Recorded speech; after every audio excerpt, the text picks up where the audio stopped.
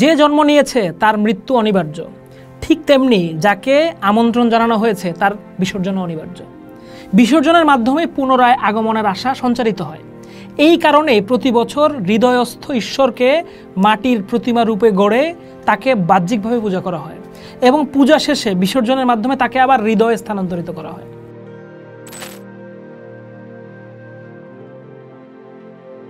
ফলে শচীন দেব বর্মন যখন বলছেন বিসর্জনের ব্যথা ভোলায় আগমনের খুশিতে, এই আগমন পরের বছরের প্রস্তুতি অর্থে আগমন নয়, এই আগমন হচ্ছে ব্যক্তির হৃদয়ে দেবীর ফিরে আসার আগমন। ভারতীয় দর্শনশাস্ত্র মনে করে মানুষের দেহ 5টি উপাদানে তৈরি হয়: আকাশ, বায়ু, অগ্নি, জল ও মাটি।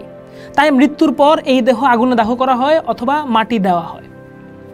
যেই উপাদান দিয়ে এই দেহ তৈরি, মৃত্যুর পরে আবার সেই একই উপাদানে মিশে যায় দেহ।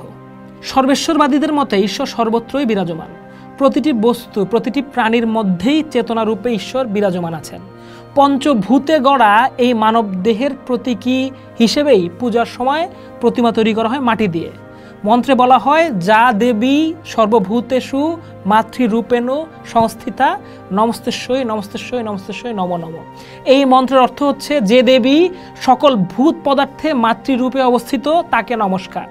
এই ভূত পদার্থ হচ্ছে 5টি, যা আকাশ, বায়ু, অগ্নি, জল ও পানি। এবার ভারতীয় দর্শনশাস্ত্র মনে করে এই বিশ্বজগৎ 5টি ভূত পদার্থ দিয়ে নির্মিত। আবার আমাদের মানব দেহ এই 5টি ভূত পদার্থ দিয়ে নির্মিত। যেই ভূত পদার্থ দিয়ে জগতের নির্মাণ, সেই ভূত পদার্থ দিয়ে দেবী প্রতিমাকেও নির্মাণ করা হয়।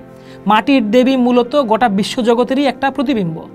এবারে দেবী মূর্তি নির্মাণের পর সেই মাটির প্রতিমায় মন্ত্র পাঠ করে প্রাণ প্রতিষ্ঠা করে তাকে ঈশ্বর জ্ঞান করে পূজা করা হয়।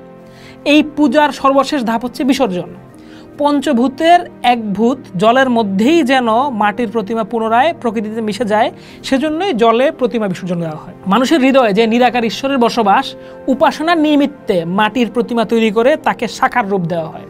পূজার শেষে পুনরায় সেই সাকার রূপকে বিসর্জন দিয়ে নিরাকার ঈশ্বরকে হৃদয়ে স্থান দেওয়া হয়। এই কারণে দুর্গাপূজার সময় যখন প্রতিমা বিসর্জন দেওয়া হয়, তখন মায়ের প্রতি সবার প্রার্থনা থাকে, মা তুমি আবার এসো আমাদের মাঝে, এই একটি বছর তুমি থাকবে আমাদের হৃদয়ে, আবার বছর পর তোমার প্রতিমা গড়ে আমরা সাড়ম্বরে তোমার পূজা করব। বিসর্জন মানে তাই চলে যাওয়া নয়, বরং সাকারের বিসর্জন মানে নিরাকারের প্রতিষ্ঠা। অর্থাৎ প্রতিমা মাকে বিসর্জন দিয়ে পূজারী নিজের ভেতরের চেতনা মাকে প্রতিষ্ঠা করেন। মা অন্তরে প্রতিষ্ঠিত থাকেন দিবানিশি। রবি ঠাকুর তাই দায়িত্ব নিয়ে লিখছেন, আমার পূজা আজ সমাপ্ত হলো দেবলোক থেকে মানবলোকে, আকাশে জ্যোতির্ময় পুরুষে আর মনের মানুষে আমার অন্তরম আনন্দে। এবারে দেখার বিষয় সেই অন্তরের মনের মানুষের অস্তিত্ব বান্দা টের পায় কিনা। শুভ বিজয়া। পোস্ট দেখুন, ভাবুন, করুন, থাকুন পোস্টের সাথে।